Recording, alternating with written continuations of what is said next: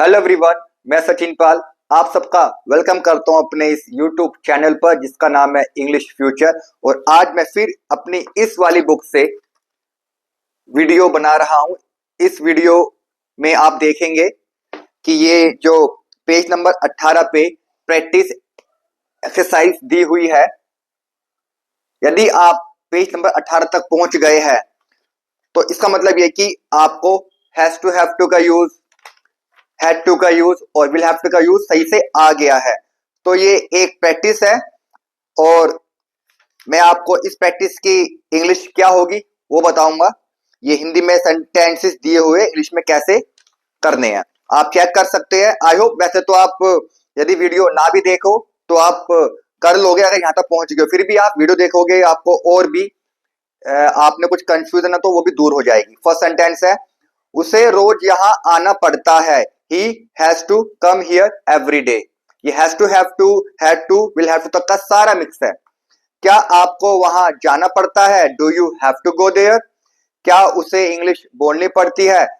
Does he have to speak English? उन्हें हमसे मिलना नहीं पड़ता है। They don't have to meet us। उन्हें हमसे मिलना नहीं पड़ता है। They don't have to meet us।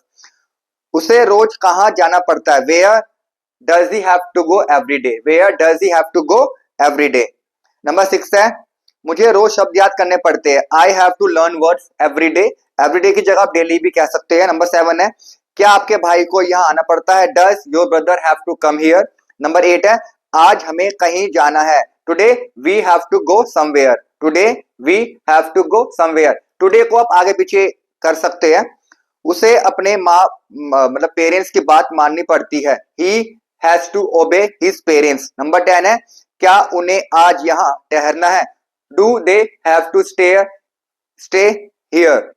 क्या उन्हें आज यहाँ ठहरना है? Do they have to stay here today?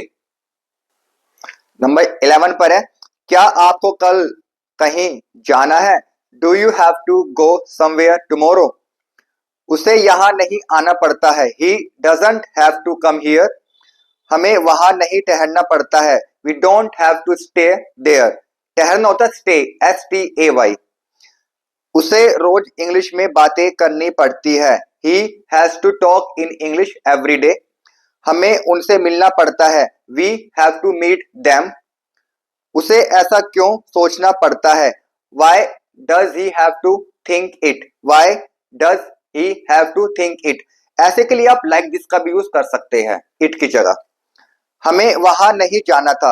We did not have to go there। क्या आपको कुछ सोचना पड़ा? क्या आपको कुछ सोचना पड़ा? Did you have to think something?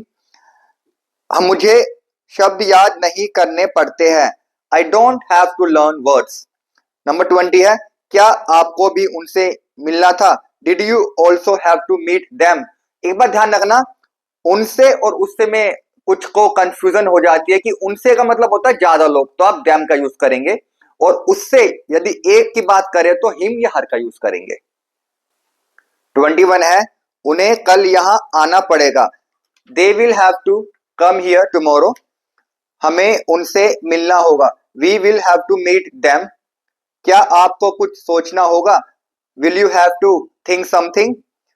मुझे उनकी मदद करनी होगी। I will have to help them। उन्हें यहाँ आज आना होगा। They will have to come here today। They will have to come here today। उन्हें यहाँ आज आना होगा। क्या उन्हें अब पछताना पड़ेगा? Will they have to repent now? Will they have to repent now? आपको उसे माफ करना पड़ेगा। You will have to forgive him। You will have to forgive him।